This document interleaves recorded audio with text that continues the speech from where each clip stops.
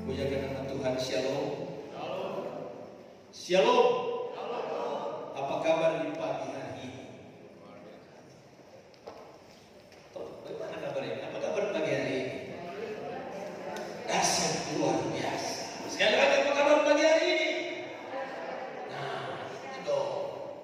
Kita punya Allah yang dahsyat.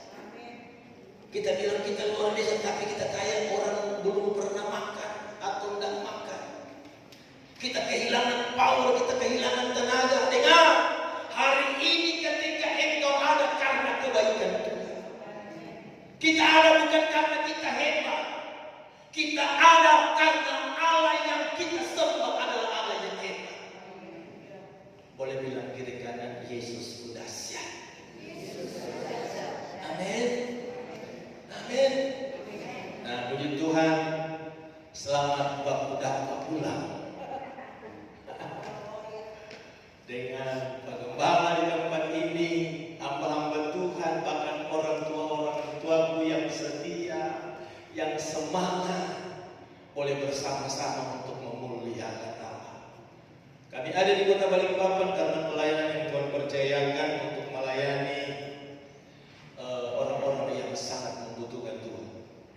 Nah, saudaraku yang kekasih dalam Tuhan, gereja disibukkan dengan hal-hal yang pengembangan pribadi itu baik. Tetapi banyak gereja yang tidak menyadari banyak orang yang butuh Tuhan hari ini. Kita berdoa, Tuhan, biar Tuhan mengirimkan jiwa-jiwa. Tapi ketika Tuhan sudah berikan jiwa-jiwa, saudara, tidak ada yang melayani. Dan artinya begini, saudara, penuai banyak.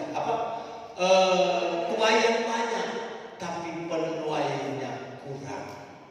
Kita mau jadi penuai, tapi menjadi penuai harus punya mentalitas pemenang kadang-kadang.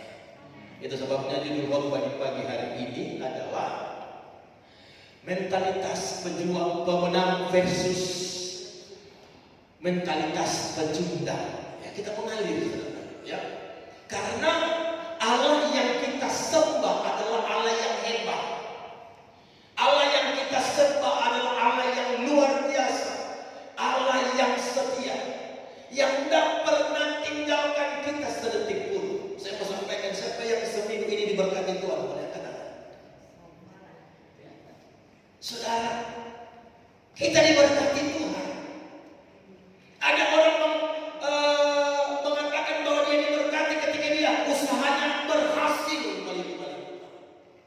Ada orang yang berkata dia diberkati karena dia naik jabatan, dia punya posisi yang baik dalam satu perusahaan, dia diberkati.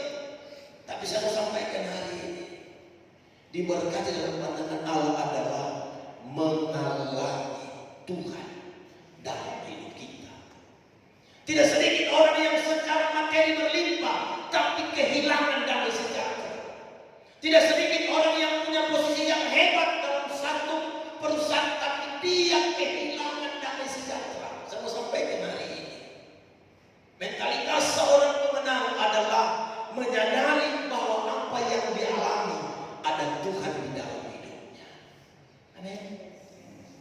Firman Tuhan bilang, di mana 2-3 orang sepakat di situ dia hadir. Apatah lagi kita ini sudah lebih dari 50.000 orang. Tuhan hadir. Kalau Tuhan hadir, tidak ada yang mustahil. Saudara yang diberkati Tuhan, kita akan membaca firman Allah yang saya ambil di dalam kitab Roma pasal 8 ayat 31 sampai 39, tapi kita akan baca ayatnya yang ke 37 saja. Nanti kita akan baca ayat yang lain dalam perjalanan khotbah ini. Bolehkah kita berdiri sekali saja? Setelah itu saya akan berdiri terus dalam ini.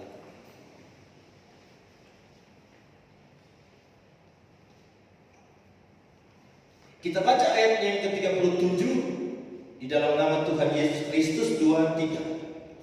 Tetapi dalam semuanya itu kita lebih daripada orang-orang yang menang oleh Dia yang telah mengasihi kita. Puji Tuhan. Silakan duduk. Puji Tuhan berarti mendengar. Karena ketika saudara duduk, saya akan berdiri. Atau waktu tukar kita, saya duduk, saudara berdiri sampai khotbah selesai 2 jam. Boleh begitu? Boleh. Enggak ya? Bercanda. Nah Bapak Ibu Saudara yang diberkati Tuhan, ayat 37 yang kita baca ini, bahwa kita lebih daripada orang-orang benar. Kita lebih daripada pemenang. Disitulah yang harus kita renungkan, bagaimana menjadi orang-orang yang pemenang. Makanya dalam khotbah pagi hari ini, mentalitas pemenang versus mentalitas pecundang. Karena Tuhan ciptakan kita bukan menjadi pecundang kadang-kadang, tapi Tuhan jadikan kita untuk menjadi pemenang. Mengapa ada pemenang? Karena harus diperhadapkan dengan pertandingan iman. Katakan amin. Pasti diperhadapkan dengan pertandingan iman. Dan pertandingan iman ini tidak gampang, tidak mudah. Diperhadapkan dengan berbagai macam kompetisi yang membuat kita akan tetap bertahan pada posisi mana iman kita berada. Bapak Ibu Saudara yang diberkati Tuhan, bicara mentalitas adalah satu sikap hati kita yang harus berorientasi kepada keberhasilan dalam Kristus, yang tidak gampang putus asa dan selalu percaya bahwa ada pertolongan Tuhan yang membuat kita mengalami kemenangan. Karena saudara yang diberkati Tuhan, ya, di akhir zaman ini sudah akhir zaman loh. Haleluya. Ini bukan waktu untuk berleha-leha, bukan waktu untuk bersantai-santai. Ini waktu bagaimana kita membenahi diri kita. Bahwa Yesus Kristus akan kembali untuk menjemput kita sebagai orang-orang yang percaya. Dan saya percaya orang-orang menanglah akan dijemput oleh Tuhan. Firman Allah berkata, orang yang bertahan sampai pada kesudahannya akan selamat. Amin. Nah, orang-orang yang bertahan ini adalah orang-orang yang memiliki mentalitas pemenang. Katakan amin. Ya.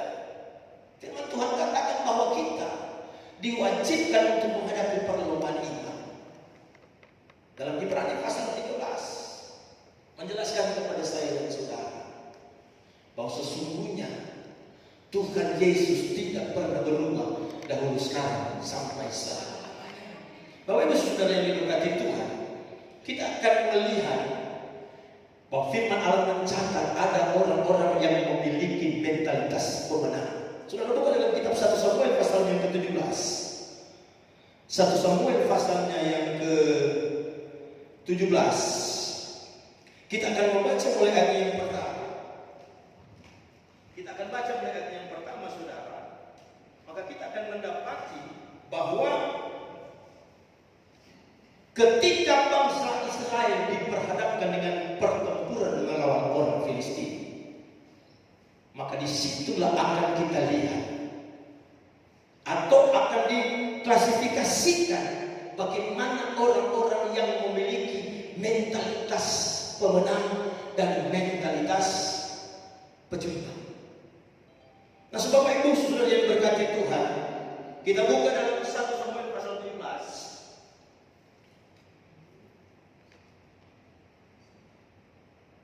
1 Samuel pasal yang ke-17. Ya, kita akan baca di dalam ayatnya yang ke-11.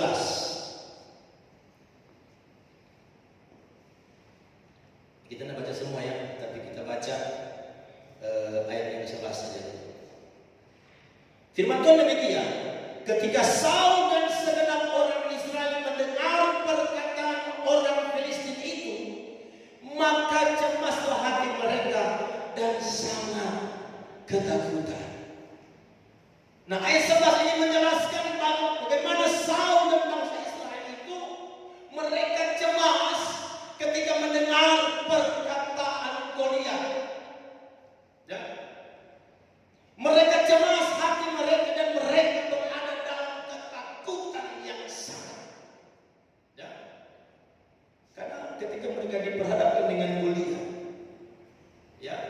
Ukurannya dia 6 hasta. Ya, tingginya 6 hasta. 1 hasta 45 cm. Berarti berapa, saudara? Ya, 2,70 meter ditambah dengan sejengkal, ya taruhlah dia sekitar 30 cm atau 20 cm, jadi kurang lebih 3 meter. Saya berdiri di altar ini, ya kurang lebih di atas ini 3 meter, jadi cukup tinggi. Dan dia tantang barisan Israel. Dan itu yang membuat Saul cemas, yang membuat orang Israel takut. Karena ketika diperhadapkan dengan akan menghadapi pertempuran yang besar antara Israel, sudah baca dari ayat yang pertama. Ya, di bukit sini orang Filistin, di bukit sana orang Israel. Dan akhirnya pahlawan Filistin dia maju ke tengah dan dia mulai mengutuki orang Israel, mengutuki barisan Saul, barisan Allah. Dia mengutuki orang Israel dan dia tantang siapa yang berani melawan aku, katanya. Saudara yang diberkati Tuhan, persoalan ini yang dihadapi oleh umat Israel. Saul sebagai raja yang dikurangi, dia mengalami ketakutan yang luar biasa. Mentalitas pecundang adalah orang yang tahu tentang Allah, tapi tidak meyakini kuasa Allah akan bekerja. Karena saya percaya saudara, Saul pernah mengalami yang namanya disertai Tuhan. Orang Israel pernah mengalami yang namanya penyertaan Tuhan bagi mereka. Sejak mereka keluar dari tanah Mesir sampai di tanah perjanjian, bagaimana Tuhan bekerja luar biasa. Tapi ketika diperhadapkan dengan realita kehidupan, apa yang terjadi? Saul mengalami kecemasan, orang Israel mengalami ketakutan yang sama. Bahkan dalam ayatnya yang lain dikatakan, di dalam ayatnya yang ke-24, yang saudara lihat, dalam ayat yang ke-24 dikatakan,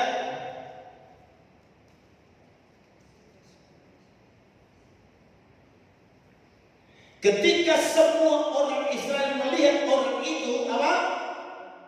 Larilah mereka daripadanya dengan sangat ketakutan. Ini yang namanya pecundang. Lari dari kenyataan. Saudara, ketika diperhadapkan dengan masalah, mereka bukan percaya kepada Allah, tapi hidup dalam kecemasan, hidup dalam ketakutan. Saya katakan hari ini, orang yang hidup dalam kecemasan, hidup dalam ketakutan, berarti tidak meyakini ada penyertaan Tuhan. Haleluya. Makanya jangan izinkan ketakutan dan kecemasan menguasai hati kita. Kita masih punya Tuhan yang hebat. Amin. Kita masih punya Tuhan yang dahsyat. Boleh main keyboard ini?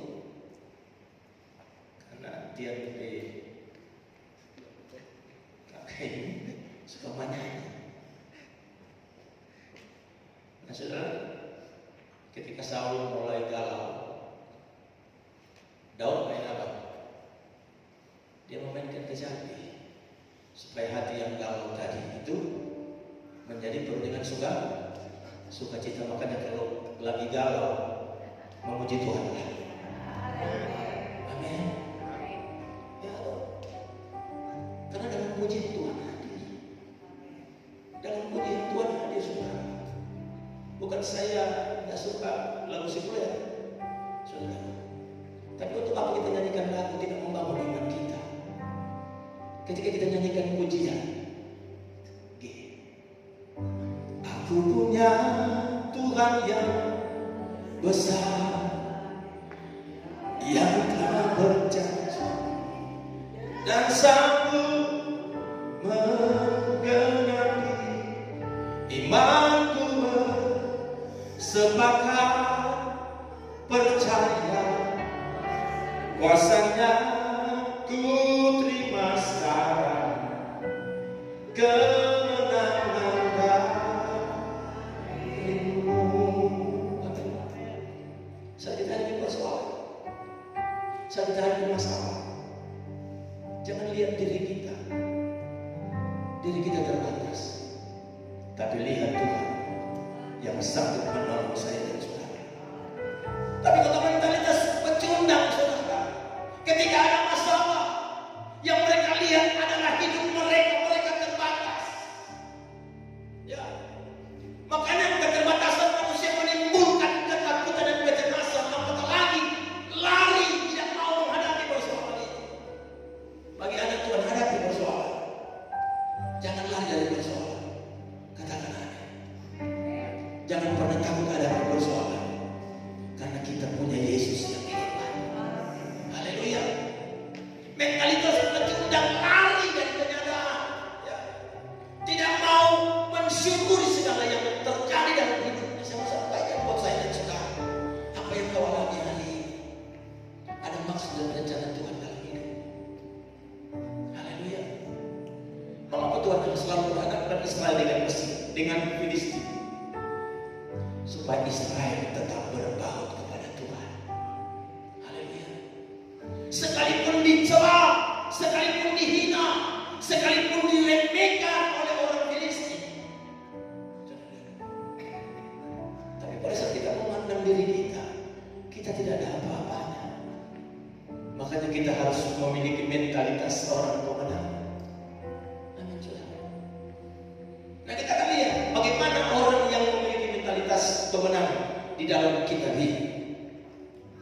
Daud, saudaraku, dalam 1 Samuel pasal 17 ayat 32. Ya, 1 Samuel 17 ayat 32.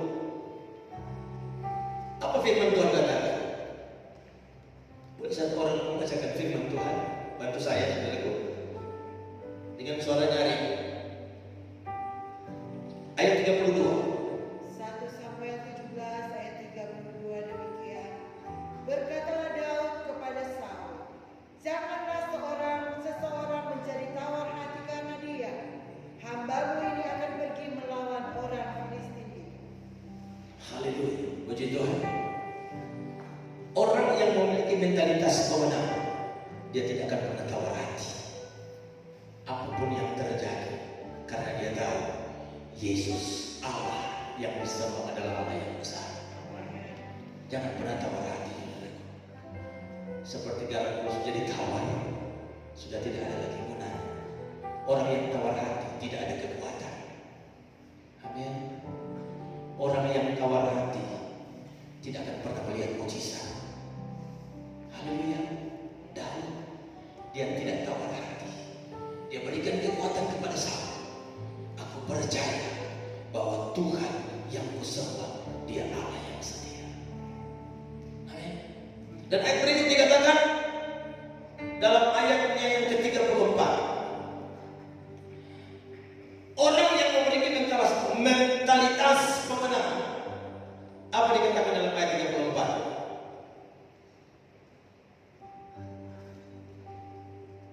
Silakan. 1 Samuel 17. Ayat 34. Tetapi Daud berkata kepada Saul, hambamu ini biasa menggembalakan kambing domba ayahnya. Apabila datang singa atau beruang yang menerkam seekor domba dari kawanannya, maka aku mengejarnya, menghajarnya, dan melepaskan domba itu dari mulutnya. Kemudian apabila ia berdiri menyerang aku, maka aku menangkap janggutnya lalu menghajarnya dan membunuhnya. Haleluya. Orang yang memiliki mentalitas pemenang adalah orang yang selalu percaya sekali dia ditolong Tuhan, dia akan terus ditolong Tuhan. Amin. Amin. Hari kemarin kau ditolong Tuhan, hari ini kau ditolong Tuhan, besok kau ditolong Tuhan. Kamu tangan bagi Tuhan. Haleluya. Harus seperti itu. Ya, jangan iman jadi iman tomat. Sudah tahu apa iman tomat? Hari ini tobat, besok umat. Hari ini percaya, besok tunggu dulu.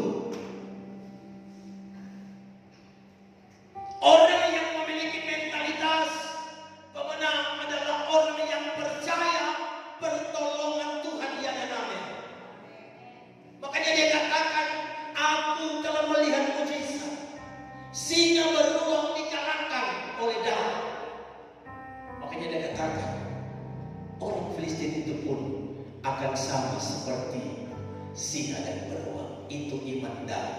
Amin.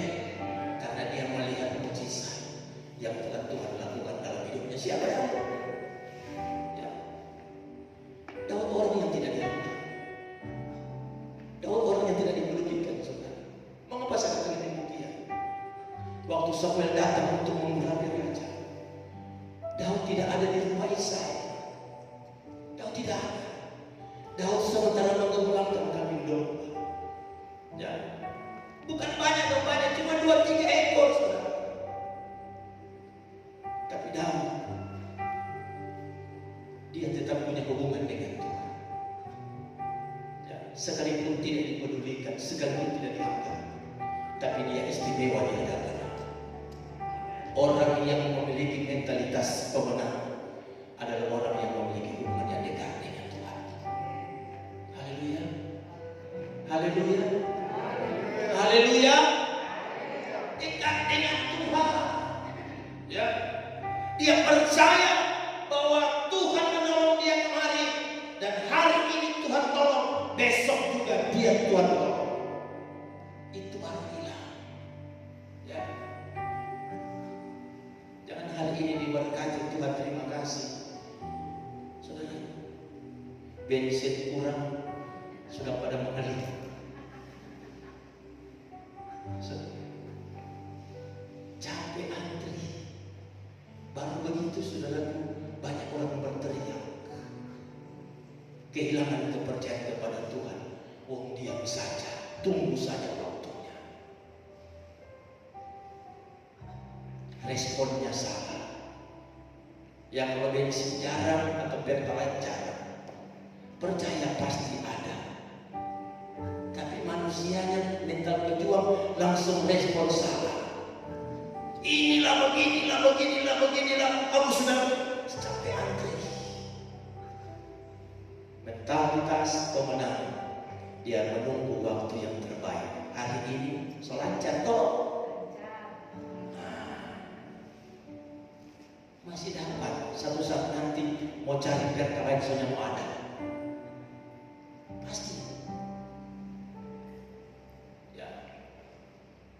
Masalah saat ini akan semakin lebih rumit.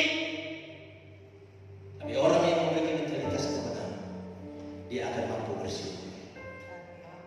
Haleluya. Mampu bersyukur dalam situasi apapun. Nah, yang berikut saudara, dalam ayat 45. Ayat 45. Bagaimana orang yang memiliki mentalitas kemenangan? Tetapi Daud berkata kepada orang Filistin itu, "Engkau mendatangi aku dengan pedang dan tombak dan lembing, tetapi aku mendatangi engkau dengan nama Tuhan semesta alam, Allah segala barisan Israel yang kau tantang itu. Hari ini juga Tuhan akan menyerahkan engkau ke dalam tanganku, dan aku akan mengalahkan engkau dan memenggal kepalamu dari tubuhmu. Hari ini juga aku akan memberikan mayatmu dan mayat tentara orang Filistin kepada burung-burung di udara dan kepada binatang-binatang liar, supaya seluruh bumi tahu bahwa Israel mempunyai Allah, dan supaya segenap jemaah ini tahu bahwa Tuhan menyelamatkan bukan dengan pedang dan bukan dengan lembing, sebab di tangan Tuhanlah pertempuran, dan Ia pun menyerahkan kamu ke dalam tangan kami." Amin. Orang yang memiliki mentalitas pemenang adalah orang yang selalu mengandalkan Tuhan. Jangan pernah andalkan apa yang kau miliki. Jangan pernah andalkan apa yang kau punya. Jangan pernah andalkan popularitas ini. Tapi andalkan selalu Tuhan dalam hidup. Ketika Daud tampil di hadapan Saul dan dia berani untuk melawan Saul, berpikir ini medan pertempuran. Jadi Saul mengenakan baju sirahnya kepada Daud. Sudah tahu? Beratnya minta ampun. Daud orangnya kecil. Ketika dia mengenakan baju sirah itu, dia mengikat-ikat pinggang, pedang diikatkan pada pinggangnya. Daud sulit untuk bergerak. Dengar saudara, apa yang kita andalkan tidak membuat kita maksimal. Tidak bisa. Baju serah mau fungsinya apa? Manfaatnya melindungi. Logika manusia main bisa. Saul bilang pakai baju sirah supaya tidak kena pedang, tidak kena torong dan lain sebagainya. Tapi dia tidak bisa bergerak dengan itu. Banyak orang di akhir zaman ini berusaha untuk mengandalkan apa yang dia punya. Dia berpikir dia akan mengalami keamanan. Tapi dia tidak leluasa. Kau tidak leluasa. Makanya firman Tuhan bilang dalam mengandalkan Tuhan. Kau lihat datang dengan pedang. Daud datang dengan nama Tuhan. Orang yang memiliki mentalitas pemenang selalu mengandalkan Tuhan dalam hidupnya. Amin. Sehebat apapun kita, sepintar apapun kita, S1, S2, S3, S-teler apapun, tidak bisa menolong kita. Tapi Yesus, Dia sempurna buat saya dan saudara. Dia sanggup menolong kita sampai hari ini. Kalau saya mau sampaikan saudara, ketika kami pelayanan di Bobuya, ya, di kampung kami, orang mencela dan mencela. Siapa mereka? Gereja apa mereka? Saudara, siapa hamba Tuhan ini? Mereka menganggap, wah, anggaplah, ya tidak baiklah demikian. Saya katakan, saya ada karena Tuhan. Tuhan tempatkan saya karena rencana Tuhan. Orang berkata, tidak mungkin mereka bisa bangun gereja. Tidak mungkin. Ya. Saya katakan, saya cuma andalkan Tuhan, saudara. Ya. Jemaat rata-rata petani, upah harian kerja hari. Saudara, tidak mungkin kami bisa bangun gereja secara manusia. Tapi kami punya Yesus. Tuhan sebentar jangan kami bangun gereja hari ini. Ya, 10 kali 24, 3 lantai. Sekarang sudah corak lantai 3, saudara. Saya tahu karena Tuhan, kami tidak punya uang. Ya, tapi kami punya Yesus yang hebat. Saudara yang diberkati Tuhan, saya katakan orang-orang boleh menguji dan menghina kami, tapi saya katakan ini pekerjaan Tuhan. Saya bilang jangan kita putus asa. Apa yang terjadi buat kita ini menjadi pemicu untuk kita semakin dekat dengan Tuhan. Ya.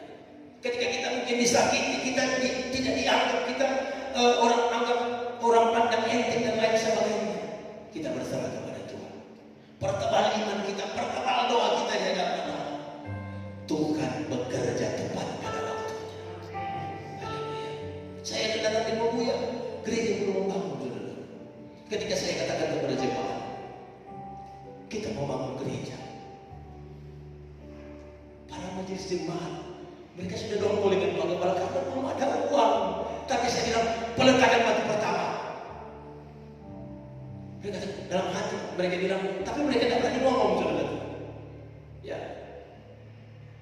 Akhirnya, ya ikut aja kepala bilang. Ya, karena kepala ketika menyampaikan itu, saya bilang bukan cuma sekedar keluar dari bibir mulut saya, tapi itu perkataan iman. Saya katakan kepada jemaat, ya sudah, acara peletakan batu pertama, sore peletakan batu, datang 2 dam, tidak tahu siapa yang bawa, taruh di lokasi gereja. Ya, 2 dam batu gunung, taruh di depan gereja, di lokasi gereja. Tanya siapa yang bawa? Tahu siapa yang bawa? Saudara, Tuhan Yesus baik. Ya, 2017, ya, peletakan batu. 2018 belum ada fondasi, saudara. Baru batu sepanggal itu. Tiap hari saya berdoa buat batu itu. Bukan saya itu, saya kalau mau ke warung mesti lewat batu itu, saudara. Tuhan tolong, kami sudah mau mulai dengan Tuhan. Ada yang tak sampah, saya nangis sudah ke Tuhan. Kami sudah memulai dengan Tuhan. Ada yang saya katakan kepada jemaat, kita bergerak. Yang mau jual kue, jual sayur, target 30 juta, untuk bikin pondasinya, saudara. Ya. Akhirnya terkumpul dana 130 juta. Haleluya. Akhirnya pondasi selesai, langsung tiang ring naik. Di masa-masa COVID, kita tidak bisa kumpul seperti ini. Di gereja tidak ada persembahan, tapi Tuhan bekerja luar biasa. Ada yang telepon, Pak Gem, apa yang bisa saya bantu? Dalam hati saya bilang, banyak yang harus dibantu. Belum pengetahuan dan lain sebagainya, belum dinding dan lain sebagainya. Banyak yang harus dibantu. Tapi mentalitas pemenang selalu percaya Tuhan sanggup. Di masa COVID, saudara, tidak ada penghasilan. Tapi kita katakan, apa yang saya bisa bantu? Saya langsung lihat, oh atap belum. Ya sudah berapa? Ditanya sama saya tidak ngerti. Kalau mungkin tanya sama Pak Dono, mengerti. Macam-macam, sekian. Tanya sama saya tidak ngerti, saudara. Kalkulasi berapa atau dan lain sebagainya saya tidak tahu. Tapi saya langsung telepon kakak karena dia kepala tukang. Kak, kira-kira berapa ukuran? 10 kali 24, atapnya berapa? Sudah 45 juta. Kalau baca ini bilang begitu cepat. Lucunya saudara, yang telepon itu dia kejar aku. Kamu sudah ada estimasi dana berapa? Dia kejar saudara. Orang yang meminta sebelum menang percaya Tuhan bekerja, berkat mengejar kita. Amin. Berkat yang mengejar kita, bukan kita kejar berkat. Haleluya. Akhirnya dia katakan 45 juta. Dia kirim jemaat tidak tahu. Saya panggil panitia, ayo kita belanja ini. Jemaat bayangkan tidak tahu, saudara.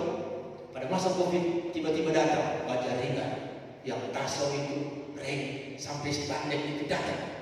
Jemaat tanya, Pak Gem, siapa punya ini? Kenapa taruh di gereja? Itu Tuhan punya. Tuhan dahsyat bekerja. Haleluya. Kami manusia terbatas. Daud terbatas. Tapi Daud punya Allah yang besar. Kami berdiri saudara, luar biasa. Tuhan itu dahsyat dan luar biasa. Nah saudaraku, saya percaya di masa-masa sulit yang kita alami, Tuhan tidak pernah berubah dahulu, sekarang akan sampai selama-lamanya. 37 yang kita baca tadi, saudara. Kita baca tadi ayat 37. Pula kata Daud, Tuhan yang telah melepaskan aku dari cakar singa dan dari cakar beruang, Dia juga akan melepaskan aku dari tangan orang Filistin itu. Kata Saul kepada Daud, pergilah, Tuhan menyertai engkau. Amin. Amin. Tuhan menyertai engkau. Ketika engkau mengandalkan Tuhan, ada penyertaan Tuhan sempurna yang akan menjadi bagian saya dan saudara. Dan jangan pernah ragukan Tuhan. Boleh bilang kiri kanan, jangan ragukan Tuhan. Terkadang kita berdoa, Tuhan, terima kasih Kau telah mendengar doaku. Hanya pikir-pikir, masa sih bisa? Masa sih? Kita mulai ragu. Ya. Filistin memberikan intimidasi. Ya. Tapi ketika kau percaya Allah yang kau sembah adalah Allah yang besar, Allah yang luar biasa, kau akan melihat pertolongan Tuhan yang luar biasa. Kembali dalam kitab Roma pasal 8 ayat 37. Ya. Firman Tuhan demikian. Tetapi dalam semuanya itu kita lebih dari orang-orang yang menang oleh Dia yang telah mengasihi. Menjadi pertanyaan bagi saya dan saudara, apa yang menjadi alasan kita akan mengalami kemenangan ini? Ya, karena dalam ayat 37, karena Allah mengasihi. Jadi semua karena Tuhan. Alasan yang membuat kita akan mengalami kemenangan hari-hari ini. Yang pertama, saudaraku, bahwa kita ini adalah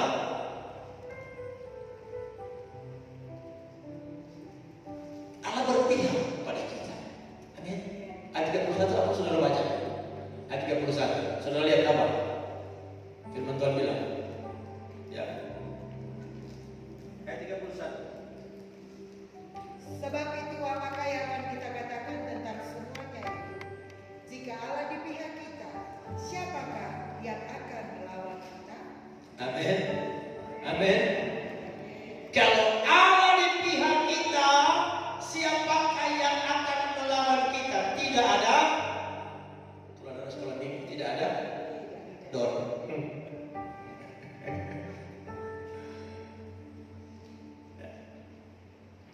Kalau Tuhan di pihak kita, siapakah yang menjadi lawan kita? Tidak ada. Sebesar apapun persoalan, sebesar apapun tantangan dalam hidup kita, ya. Kalau engkau di pihak Tuhan, Tuhan di pihakmu, engkau pasti akan aman. Haleluya. Engkau pasti akan aman. Ya. Kalau Tuhan di pihak saya dan saudara. Ya. Kalau Tuhan di pihak kita, maka kita akan mengalami yang namanya ketenangan yang luar biasa. Nggak bisa saudara. Dunia menawarkan banyak hal dalam